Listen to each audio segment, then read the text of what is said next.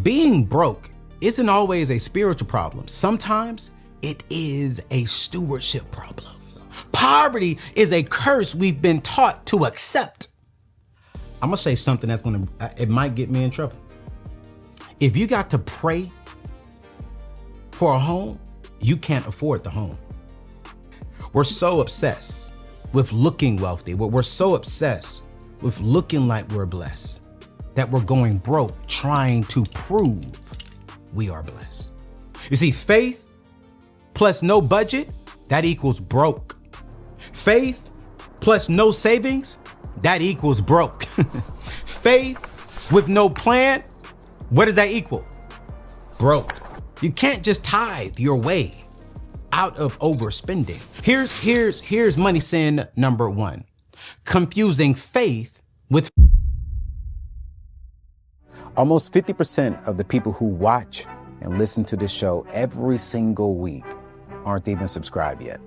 That means half of you all are just passing by, but you're missing out on the fullness of this journey. Listen, this isn't just a YouTube show or a podcast. This is a movement to help you get out of the red, get into the black, break free from consumer debt, and start building real wealth. Not just for you, not just for your family, but what about for your children's children who possibly you will never even meet, but they'll know who you are because you left them something. Listen, every single episode is about giving you the tools, the mindset, and the community to finally experience the freedom, the peace, and the abundance you've been praying for. Come on, somebody. I want you to be able to say yes to your dreams and to stop worrying about bills and to leave a legacy that outlives you. But you can't do it alone. Better yet, you should not even be doing it alone. But the truth of the fact is, you don't have to do it alone. If you are tired of just surviving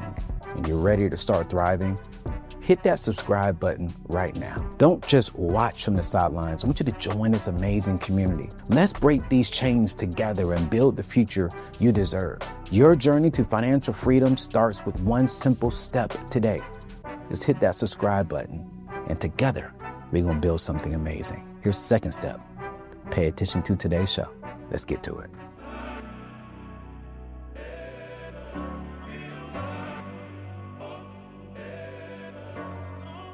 Family, I want to start off today's show with the question, and I want you to be honest. Don't put this in the comment section.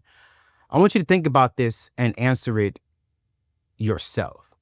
How many of you all are tithing faithfully?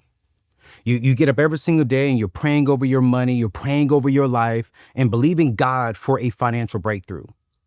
But at the end of it all, you're still living paycheck to paycheck. You're doing everything the church told you to do. You're sowing seeds. And when the prophet or the pastor says, hey, I feel God is calling to sow your last, some of you are sowing your last. You're giving offerings. You're speaking scriptures over your bank account. But at the end of the month, I want to get close because I really want to talk about this today.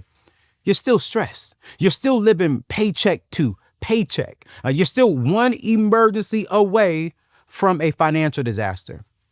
You see, here's what nobody wants to say out loud.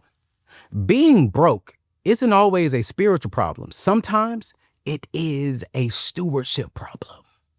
Today, I'm going to be exposing 3 money sins that are keeping Christians living paycheck to paycheck. Now, I'm not talking about this is a heaven or a hell situation. I'm just talking about some bad teachings that we've been taught inside of the church. We've normalized some of this stuff in our community. These are quietly stealing our financial future. But I'm not just going to call this stuff out today. I'm going to show you exactly how to break free of this stuff, especially in the year of 2026. So if you're serious about building wealth, I want you to lock in, especially if you're serious about building wealth God's way. All right. So I want to get to work. I really do. But before we dive into these 3 money sins, I need you to hear me on this. All right. And I say this, and I know I'm going to catch heat for it, but it is what it is. This is how I believe. I believe God wants you wealthy. I'm not just talking about you're crazy rich. Wealth is about just having freedom and options. I don't want you just getting by and just being comfortable. No. I believe God truly wants you wealthy. You see, Deuteronomy chapter 8, verse 18 says, "But remember the Lord God, for it is he who gives you the ability to produce wealth." God gives you and I the ability. That means wealth is part of his plan for your life. But here is the truth. Here's the truth. Wealth for you might look different from wealth for me. Wealth for me may look different from wealth for somebody else. God gives us the ability for wealth, right? So your map and your direction is in God's hands. But hear me clearly. Here's the problem. We've been taught that if you love God, money is evil. That being broke is somehow more spiritual than having wealth. That struggling financially brings you closer to God. That's a lie straight from the pit of hell. Poverty is not virtue. Poverty is a curse we've been taught to accept. And the enemy has used these three money sins to keep entire generations of believers trapped in financial bondage. Because he knows if we're living paycheck to paycheck, we're not tithing. And if we're not tithing, we're not helping a local church build and impact the community and build the kingdom and get people into heaven. So he wants to keep us broke. So I want to break down what's really going on. I want to break down three things that I had to unlearn, specifically from, unfortunately, what I learned inside of the church. Now, this is not the church that I'm at right now. This is not Union Church. This is not my pastor, Pastor Stephen and Pastor Zod. I'm talking about the upbringing. Here's money sin number one: confusing faith with foolishness. Let me say this one more time. Money sin number one is confusing faith with foolishness. Let me tell you a story. I was talking to a good brother at a church a few months ago. And this is what sparked today's conversation. Solid dude. When I say he genuinely loves the Lord, I mean the man genuinely loves the Lord. And he is a faithful member at his church. He said, "Ayo, I am believing God for a financial breakthrough. I'm standing in his promises." I say, "Yo, bro, that's great.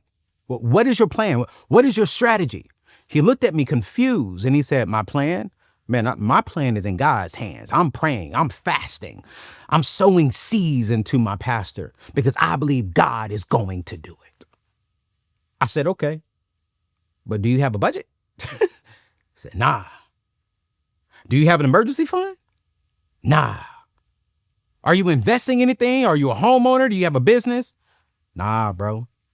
Literally, I'm trusting and believing God." And that's when I really had to pray and ask God for wisdom and direction on what to say next. Because I had to tell him the truth. And I told him, I said, "Bro, that's not faith. That's foolishness." You see, we've been taught that if you plan, that if you budget, if you save, if you invest, that somehow means that you don't have faith in God. But to me, that is completely backwards, because over in Proverbs 21, verse 5, it says what? "The plans of the diligent lead to profit as surely as haste leads to poverty." You see, God expects us to have a plan, family. He expects you to be diligent. He expects you to be a good steward, and you can't steward something well if you don't have a plan for what you're stewarding. You can't just pray your way out of bad financial decisions. You can't just tithe your way out of overspending. You can't just claim scriptures and speak in tongues and expect something to turn around. No. That is poor stewardship. Faith without works is dead. That's over in James chapter 2, verse 26. So what you have to do is you have to make a plan. You see, faith plus no budget, that equals broke. Faith plus no savings, that equals broke. Faith with no plan, what does that equal? Broke. Come on now, you already know it. But here's the thing. Faith with a budget, this equals breakthrough. Now, faith with savings equals financial security. Faith with a plan equals generational wealth, aka legacy. Here's what breaking free honestly looks like. I want to give you some action steps because I don't want to just present a problem and not give you something practical that will help you. You see, action step number 1 is you got to create a written budget. This is over in Proverbs chapter 27, verse 23. Be sure you know the condition of your flocks. Give careful attention to your hands. In modern terms, in 2026 language, know where your money is going and track it every single day. I don't care if you make $30,000 or $300,000. If you don't have a written budget, if you don't have a system and a strategy, you're operating in foolishness, not in faith. Here's what I want you to do. Just recently, my team and I, we released our app. It is called In the Black. It is the #1 budgeting / coach in your pocket every single day, telling you what to do with your money, tracking every single dollar that you spend. You wake up every single day and we tell you how much money you spent yesterday. And we tell you, are you on track to hit your budget? Are you on track to hit your savings goal? Are you on track to hit your investment goal? It's the #1 app in the world. All right. All you got to do is go to anthonyoneal.com /in the black. Again, that is anthonyoneal.com /in the black. We're going to put it inside the comment section. And this is the app that is going to really help you get to the next day, not to the next day, to the next level. It's just 15 minutes a day. And I promise you, you're going to be living well. Stop saying I'm trusting God when you won't even track what you're spending. That's not trust. That is irresponsibility. Here's action step number 2. You got to build your emergency fund. The Bible talks about storing up the future. Joseph stored grains for 7 years before the famine hit. You need at least 3 to 6 months of your net pay saved. And honestly, in 2026, looking at the market now, I may even stop saying 3 to 6. And I may even say, honestly, you need to set aside 6 months. I personally have a year saved. And watch this. I'm so strategic with that to where, let's say something happens with my business. I'm not touching my personal funds. I would rather shut down the business so that way Anthony O'Neal and my family could live. But I don't have any extra money saved. Then here's the truth. You need to increase your income and decrease your expenses. We'll talk about that over in Money Sin number 3. But here's the truth. If you can't save at least 1 month of your net pay for an emergency, you're not broke. You're just making some bad financial choices. I'm going to say that one more time. When I hear people tell me I can't put away $1,000, I can't put away 1 month. All right, cool, great. Give me your 3 months of your bank statement, right? And I'll tell you the truth. I'm trying to make sure I say my words wisely. I'll tell you what you really love more than you love yourself. What happens to your family if something happened to you? I'm going to ask that again. What happens to your family when something happens to you? You see, life insurance feels scary. It feels complicated and even expensive. But here's the thing. It doesn't have to be anymore. Most of us are walking around with no life insurance policy, but we have a name brand item. Thinking, I'm young, I'm healthy, I got time. Family, I want to be honest with you, I'm so sorry. That's not faith. That is pure foolishness.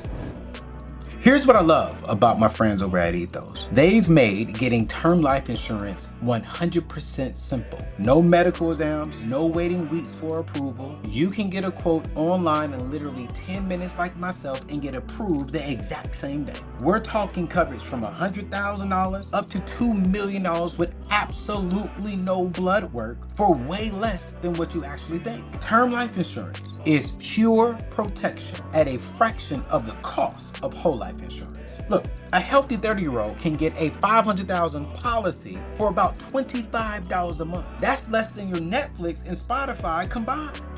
Listen, your family deserves to be protected. Don't leave them struggling to pay bills and funeral costs because you kept putting this off. While you're in heaven, smiling, your family's down here stressed because of your poor decisions. Listen, stop playing games with your family's future. Get your free quote today in 10 minutes by going to anthonyoneal.com/ethos. Again, go to anthonyoneal.com/ethos. And I promise you, you will feel way better and sleep better at night. All right, let's get back to today's show. I look at this myself. I look at my bank statements and I see, okay, wait, Anthony, you spend a little bit too much money over there, bro. You got to fix this over here, bro. You can't say you want to build legacy. You can't say that you want to buy a home in Africa and take your kids to Africa and let them experience the motherland, but then yet you're over here spending money on this. I know that sounds harsh, but somebody needs to tell you the truth. You can save $1,000. You can save 1 month of your net pay. You can do that. You see, inside the In the Black app, we're going to show you how to find $1,000 in 21 days simply by looking at your account. Go to anthonyoneal.com/in-the-black. All right. Now let's get over to money sin number 2. Now, this is something that I have to remind myself every single day. Every single day. And money sin number 2 is simple. Living above your means to look blessed. I'm going to let that sit right there for a little bit. I'm going to be honest with y'all. Money for me is not a problem, right? It's not a problem. But every single day, I got to remind myself, hey, bro, do not live above your means to look like you got something. This one right here is destroying us. This one right here is killing us. I saw John Hope Bryant made a quote on something, and before I quoted it, I went to look up the actual research. Let me pull up the study that it went on, because I want to be honest and make sure that I'm not misquoting myself. But the Bain and Company did a research and found that 76% of all luxury items are purchased by middle class to broke individuals. I'm going to say it one more time. 76% of luxury items are purchased by individuals who make middle class income down to struggling because we want to look like we are extremely blessed. We've created a culture in a church where looking blessed is more important than actually being blessed. Having financial freedom is not as important than looking like I got money. Come on now. We got the designer bags. We got the luxury cars with $800 to $1,000 car payments. We're going on the expensive vacations, posting it all just for Instagram. I saw another study, and I don't know, I can't remember where I saw this, so don't really take it seriously, because I just believe if I'm going to quote a study, I need to quote where I learned it from, but I forgot. But this study said that 52% of vacations are not because they want to go there. It's because they want to take pictures showing that they were there. Oh my goodness. So I'm going on a vacation just to post on Instagram like I'm blessed. And then this is what gets me sometimes. On the caption will be on a car that you can't afford, God did it. The caption will be on a house. I don't know how I got this house, but God did it. We're so obsessed with looking wealthy. We're so obsessed with looking like we're blessed that we're going broke trying to prove we are blessed. Let me tell you something, man. If you have to finance it, you can't afford it. I'm going to say something it might get me in trouble. If you got to pray for a home, you can't afford the home.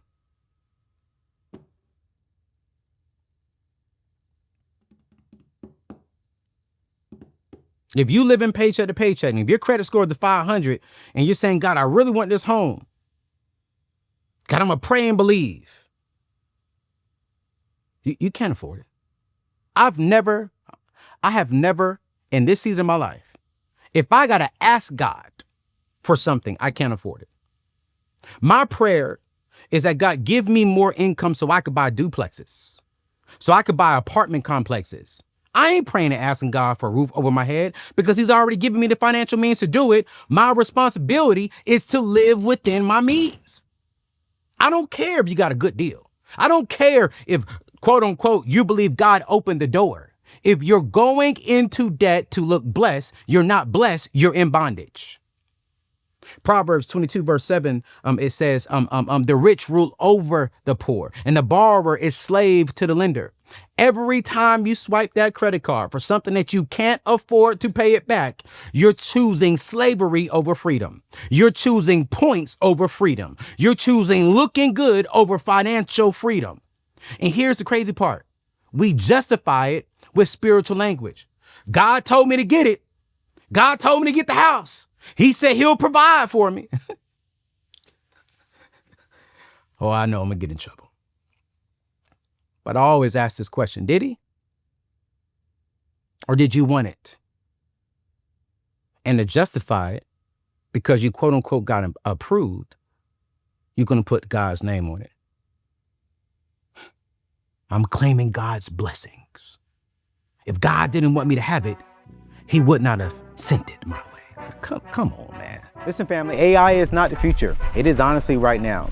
You see, if you're still trying to figure out how to get ahead, but you're stuck trading time for money, you're already behind. That's why I really want you to check out the AI Automation Bootcamp from my friends over at Careerist. You see, this isn't just another tech course. This is a step-by-step, hands-on program that teaches you how to use AI to automate real business tasks. No coding required. You'll learn the exact skills companies are desperate to hire for, and you'll build a portfolio that gets you paid. And I'm not talking about average pay. I'm talking about like $90,000 to $140,000 a year, or side income you can run from home. That is absolutely amazing. You don't have to guess what to do next. They walk you through every step of the way. And here's what I love. You get a real career coach until you land, let's say, your first job, or you launch that business. Listen, if you want to stop watching AI pass you by and start using it to build wealth, go to anthonyoneal.com/AI automation and get started today. Again, that is anthonyoneal.com/AI automation. Please don't get left behind, family. Go check it out, and I promise you, you'll thank me later. Listen, that's not a blessing. That's $60,000 of a liability that's depreciating in your driveway. That dream home of yours is no longer a dream. It is now a nightmare. I want to give you some real numbers because I think it's important for us to understand. I'm learning inside of my doctoral program at Regent University that as a thought leader, I have to make sure that I'm providing statistics and I'm providing scripture and I'm providing data to back up my points. So I did some research. The average Christian household has almost $10,000 in delinquent credit card debt. The average Christian household spends on average about $554 per month on car payments. So we got $10,000 almost in credit card debt, almost a $600 a month car payment, but we don't even have $1,000 in savings. But we're wearing designer clothes to church. Mother gonna have on that beautiful hat. Mother gonna have that Louis Vuitton purse. And I don't get it. You see, people don't really like sitting down with me when it comes to their finances, because if you walk in with a $2,500 purse and you do not have $1,000 in your bank account, if you have anything less than $5,000 in your bank account, but you got a $2,500 purse, I'm going to tell you straightforward. You can't tell me you can't save. You can't even, I'm about to go there. I'm about to get in trouble, Ed. I'm about to get in trouble. You can't blame Donald Trump for your bad money decisions or the system ain't made for me. Negro, you spent $2,500 on a purse. Y'all know my philosophy. If you cannot afford to pay for it 2 times, you can't afford it. So why do you have a $2,500 purse? Why do you have on a $3,000 backpack, brothers? Why do you have on a $1,500 shirt? Why do you have on $400 pair of shoes and you do not even have $1,000? You look blessed, but you're not blessed. I did some more research and I relate to this. Watch this. The average net worth millionaire drives a 3 to 4 year old vehicle. When I look at my vehicles, all of them are about 3 years old. The average millionaire, the average net worth millionaire lives in a modest home. All the times when my friends come over to the house, because I do have luxury cars, they are shocked by the home that I live in because it is a modest, traditional family home. I'm like, bro, it's just me. I'm 5'7", 5'6.5", rounded 5'7". I weigh 165 pounds. I got a black German Shepherd. I don't need a big old modern $2-3 million home. Yes, I'm going to pull my beautiful luxury cars into my modest home. Now, when I get married, that may change, all right? But today, I'm going to live below my means. And here's one thing I have learned with, and I'm I'm going to be honest with you, I'm just now getting to this point. I really don't care what people say about me. I genuinely don't. I used to care. I'm going to be honest with you. I used to care. That's why I didn't tell anybody I had the Bentley Continental, because I was fearful of what people would think about me. That's why I don't really bring a lot of people to my house, because I'm like, I used to be like, I don't want them. But now I'm like, I don't care. I'm free. Do you see the difference? You see, wealthy people don't need to look wealthy, but average people do. Average people do. I want to give you 2 quick things on how do we break free from this. And then we're going to our last thing. I'm going to let y'all go for today. Here's action step number 1 that I put into place for myself. And I still do this to this day. Still. I have to stop comparing myself to other people. Because what I've learned is that comparison is the thief of joy and the thief of wealth. A lot of my friends have these bracelets with I forgot, everyone's having them, right? And then some of my friends have these bracelets that once you buy it, they pretty much lock it on your arm and you cannot take it off. It's like $3,000-$4,000. And they're like, yo, man, you need to get you one, bro. You got the money. And I remember one day I walked into the mall. This was last year. I ain't gonna lie. I walked into it because all my wealthy friends got it. I walked into the mall to buy those 2 bracelets. I walked in and I said, I really don't like this. And I'm about to drop $5,000 for these 2 bracelets just to blend in. Man, I walked out that store so quick and I laughed at myself. I said, bro, you was about to spend $5,000 on something. And here's the truth. If I'm being honest with you, the majority of friends, I really don't know what's in their bank account. I don't know how much debt they actually have. Here's the truth. I don't even know their stress level at home. And I'm sitting here trying to compare myself to them when I'm stress-free. When I walk to my mailbox, I can walk to that mailbox and leave the mailbox stress-free. On the first of the month, yeah, I have my bills, but it's not debt. When I get in my cars, I ain't got no car payments. I got the pink slip. I got the registration. I own my cars. I got peace. Stop trying to keep up with people who might be broke just like you. And here's action step number 2. Live below your means. If you make $5,000 a month, here's simple math. Live on $4,000. If you make $10,000 a month, now watch this. I want you to live on $7,500. Just because you're going up on income doesn't mean that your expenses need to go up. Because remember, well, this is something that we teach inside the In the Black app and inside the community. It's margin is where we build the wealth. Margin is the key thing that we got to really focus on getting to. So if you're making 10,000 and you're spending 7,500, that means you have $2,500 a month that you can now invest, that you can now sow seeds into, that you can use to now do something that is really, really, really amazing for you and your family. Because that's the key ingredient. And then here's the last one. I really want to say this one. We're gonna get to the last money cent. Redefine what blessed means to you. I want to say this to couples. We got a couple that's going to be coming up on the show here soon.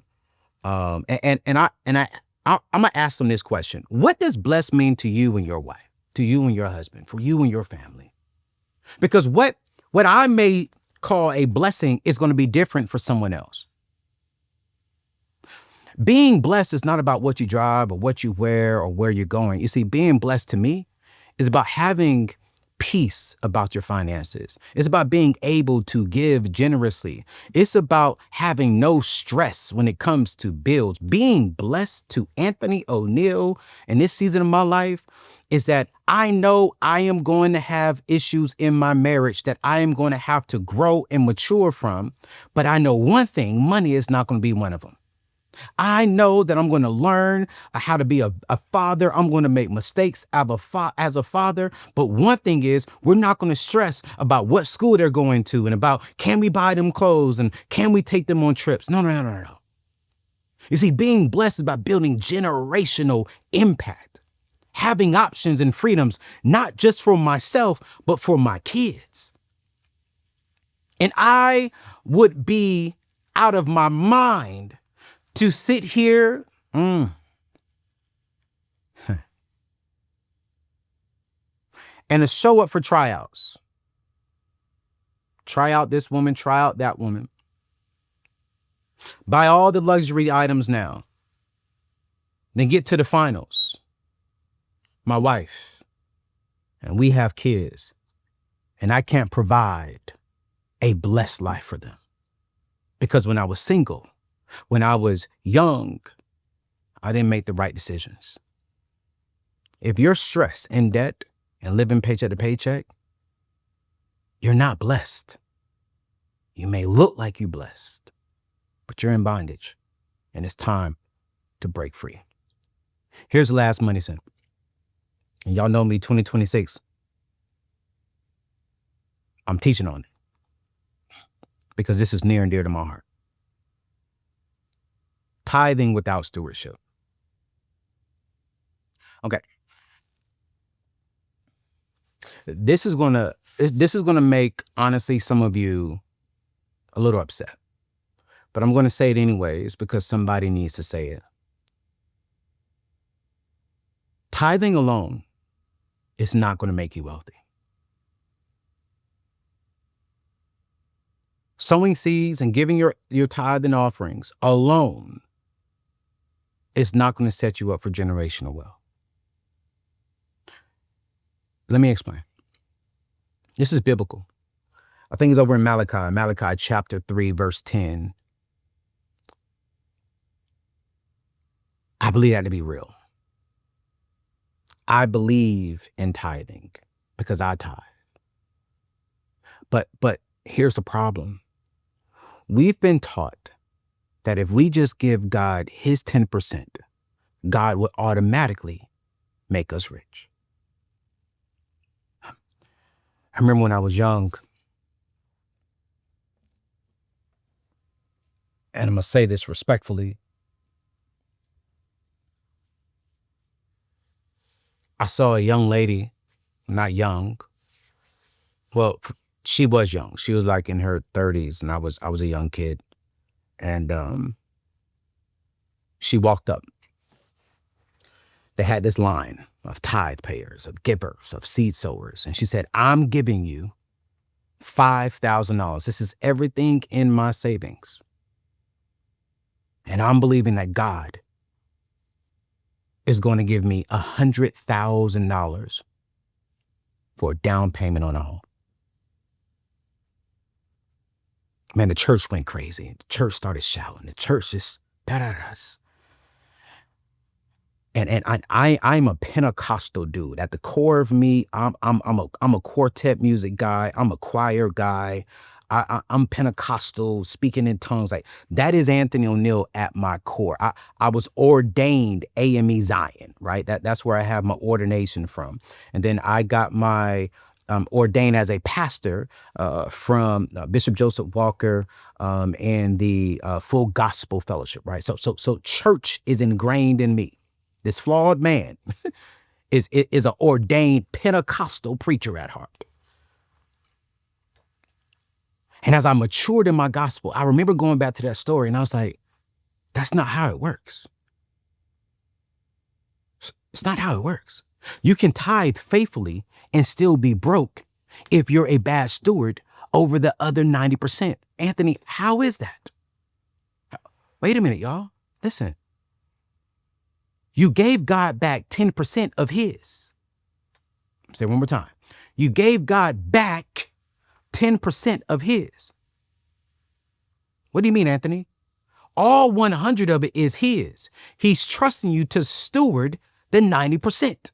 Think about it. If you make $5,000 a month and you tithe $500, that's great.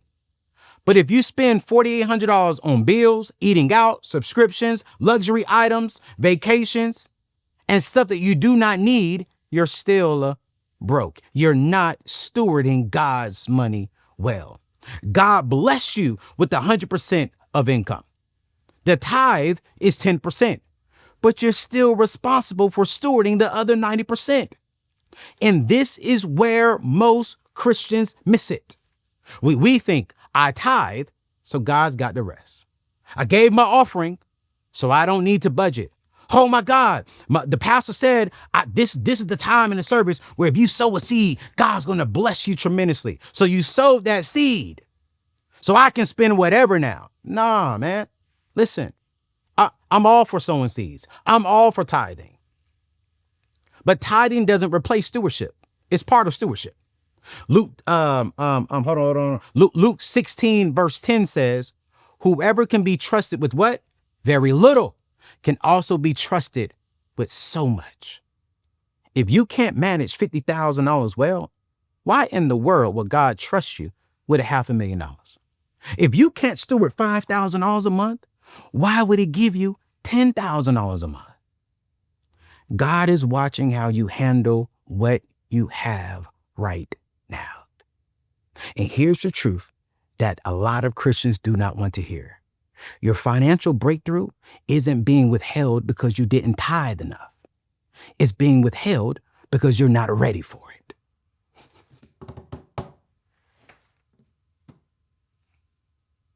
If God gave you $100,000 right now, don't put this inside the comment section.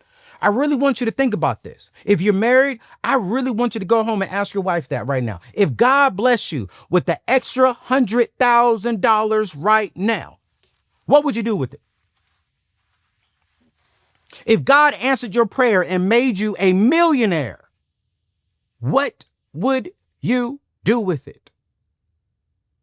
Be honest. Would you pay off debt?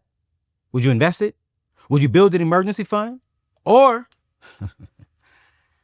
would you go buy that dream car of yours already? Would you go on that dream vacation? Would you go upgrade your lifestyle, upgrade your home? Listen, I want you to be honest because I believe that your answer reveals whether you're ready for wealth or not. And if I'm being transparent about myself, there have been some prayers that I have been asking God for. And I won't reveal too much of it because I'm shifting some things personally inside of myself. But God said the reason why I have not allowed you and the reason why I have not answered this particular prayer is because I don't believe that you were steward that well. He said, you're doing great in money. You're doing great when it comes to education. But Anthony, there are some things inside of you that I just don't think you're ready for. So I need you to stay in therapy. I need you to get around, other wise men and women and mature in this particular area. And when God hit me with that, I'm thinking I'm straight. I ain't got no debt. I got money. I got this. I'm speaking all over the place. I'm in church. But all of us, there's something that God is withholding from us because he believes we wouldn't steward it well. And so when it comes to your money, I'm going to give you 2 action steps, and then we're going to end today's episode. Here's step number 1. Continue to tithe faithfully. Okay? Yes, tithe. Honor God with your first 10%. That's a non-negotiable. But do not stop there, which leads me over to step number 2. You got to budget the other 90%. Every single dollar needs a name. Every single dollar needs a purpose. This is something that I just don't play with. I don't, when it comes to my money. And even now, not only am I budgeting my money, I'm also now budgeting my time. I'm positioning myself now in this season to make room for a wife, to make room for children, to make room for a family. Budgeting the other 90% shows God that he can trust me with more. You all have heard me say this before. I don't know how my company has made multiple millions of dollars every single year. But as I'm just studying, as I'm evolving, as I'm maturing, God is like, man, you've been a good steward. Anthony, you give 10% away. And then there's something that I haven't really taught on, and I'm going to be teaching on it because I don't like boasting about it. But man, I also steward relationships well. When I say relationships, I'm talking about business, not romantic. And I don't hoard relationships. If I have people that I believe will benefit from this relationship and it could put $50,000, $100,000 or $5,000 in their pocket, man, I give it away. I don't keep secrets. I don't keep my brothers and sisters, specifically Black brothers and sisters, away from things that's working for me. No, man. No. If I see someone who I love and need and I have it, I would rather give it to them than to go buy something luxury. Because that's also a part of being a good steward. One of my friends was going through something, and I know that this particular friend was racking up a lot of bills because of this particular situation that was out of his control. I said, you know what, man, let me go ahead and pay the mortgage for y'all this month. Didn't ask, just sent this particular friend money. That makes me feel good because that's a part of stewarding. That shows God, if you bless me with more, the 90% that I'm keeping is not just for me. It's not just to make me look good. I'm going to find out a way on how I can be a blessing. So 5% of my income every single month is set aside just for generosity. Just for generosity. I am intentional every single month. Who can I bless? Who needs his blessing? The other day, talking about being a blessing, there's this restaurant that I go to every Tuesday after I eat, and it was snowing. And when I walked into the restaurant, I had the same waitress. It's 2 amazing young ladies in college, and I was like, yo, where's everybody? I was like, man, nobody wants to come out here in the snow. And waitresses, they make money off of their tips. And I remember about a month ago, she told me I make on average about $300 to $500, a day on tips when she's working. But she's like, the last 2 days, Anthony, I just been getting my hourly pay. I was like, word. Ate my food. I said, yo, where's the manager at? And the manager, I know him well. So he came over and said, hey, I just want to tell you up front. So that way there's nothing going wrong here. She ain't do nothing. I know my ticket, it says $34, but I'm going to give her a $500 tip today. She started crying. He said, are you sure? You don't have to. I said, no, but I want to be a blessing to her. She drove in the snow. She's a single mother. I want to be a blessing. I'm intentional about showing God. In the other 90%, I'm there. Then I'll say on about 10 to 20%, I'm saving for anything or investing. Then about 40% of my income, that's my living expenses, right? Then I would say for you all, the extra 10 to 20% should go towards your debt payoff if you have any debt. And then let's just be real, anywhere between 5 to 10%, that could be your fun discretionary funds. That's the basic framework on how I would budget your income. But if you download the app today, we are literally going to walk you through everything and hold you accountable to what your budget says. Every single day, this is what I love about this app.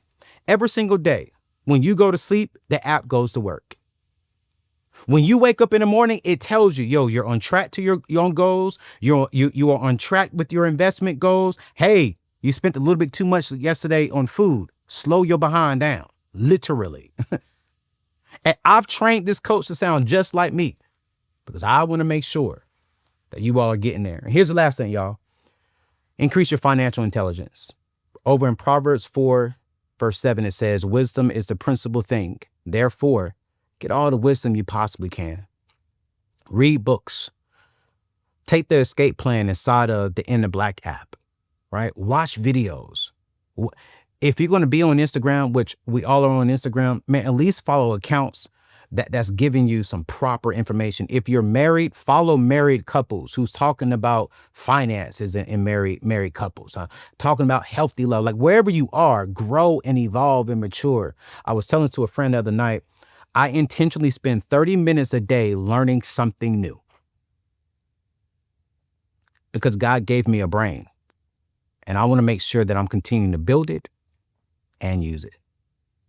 Listen, y'all, we've covered 3 money sins. And again, these are not sins that's going to send you to heaven or hell. No. I believe it's just poor teachings that we've been taught in the church. Confusing faith with foolishness, living above your means to look blessed, and tithing without stewardship. I think some of y'all need to go watch this again and really think about this. Sit down with your spouse, sit down with an accountability partner, and really make a plan to break free in 2026. I'm way over my time today, y'all. I got to go. And I love you all. As always, don't forget, hit that subscribe button. Don't forget to hit the thumbs up if you enjoyed today's show. To all my deep Christians, forgive me if I offended you, but someone had to say it. And I'm going to see you in the next show. Don't forget to check out our app. It's inside the show notes. Peace out.